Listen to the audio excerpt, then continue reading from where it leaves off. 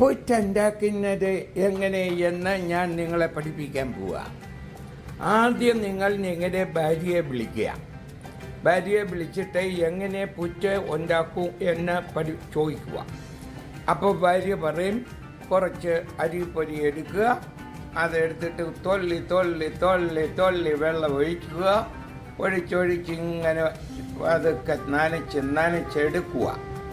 അത് കഴിഞ്ഞതിന് ശേഷം തേങ്ങ വേണം, ചക്കപ്പഴമുണ്ട്, ഇത് ഡേറ്റ്സ് ആണ്, ഇത് മുന്തിരിങ്ങ റൈസിൻസ് ആണ്. ഇതെല്ലാം എടുത്ത് ഇങ്ങനെ റെഡിയാക്കി വെക്കുക. അതിനുശേഷം പുറ്റി എരിച്ച് വെള്ളമൊഴിച്ച് വേണമെങ്കിൽ ഒരു മുട്ട അതിനകത്ത് ഇട്ടേക്കുക, അതുകൂടെ പുഴുങ്ങി കിട്ടും. അങ്ങനെ എടുത്ത് കുറ്റി വെച്ച് തീ കത്തിച്ച് വെച്ചിരിക്കുക.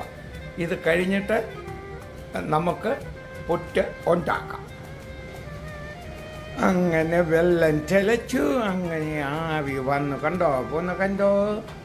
ഇപ്പം നമുക്കിനിയും അതെടുത്ത് അതിനകത്തോട്ട് എല്ലാം ഇടാം കേട്ടോ കൂട്ടുകാരികളെ. ആദ്യം കുറച്ച് തേങ്ങ ഇടുക. അങ്ങനെ തേങ്ങ ഇട്ടു. അത് കഴിഞ്ഞ് ഇച്ചിരി മുന്തിരിങ്ങ ഇടുക. അത് കഴിഞ്ഞു നമ്മൾ ശകലിച്ച പുട്ടുപൊടി ഇടുക.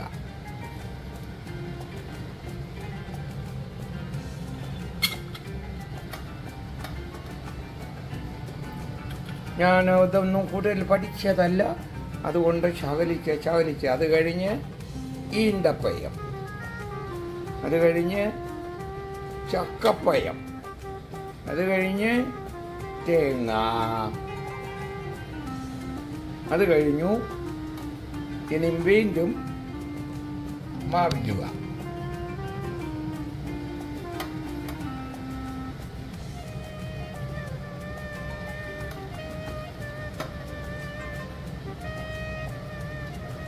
അത് കഴിഞ്ഞ് ഒരു ശകലം തേങ്ങ ഇടുക. അത് കഴിഞ്ഞ് ഇച്ചിരുടെ മാവിടുക. ഞെക്കരുത് കേട്ടോ, ഞെക്കിയാൽ ആവി വരാൻ ചില ബുദ്ധിമുട്ടാകും കേട്ടോ.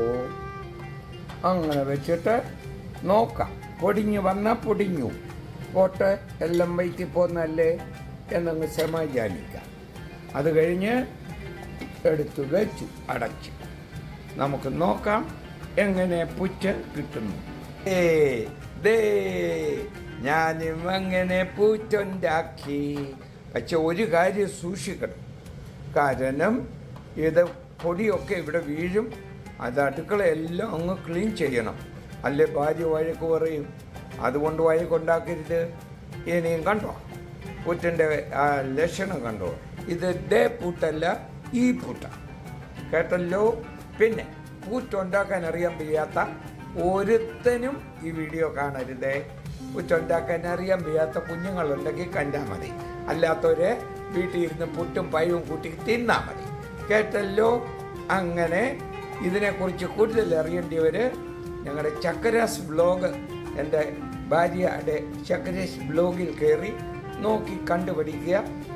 ഒന്ന് ലൈക്ക് ചെയ്യാനും സബ്സ്ക്രൈബ് ചെയ്യാനും മറക്കരുത്. കേട്ടല്ലോ കുഞ്ഞുങ്ങളെ. ബായ്.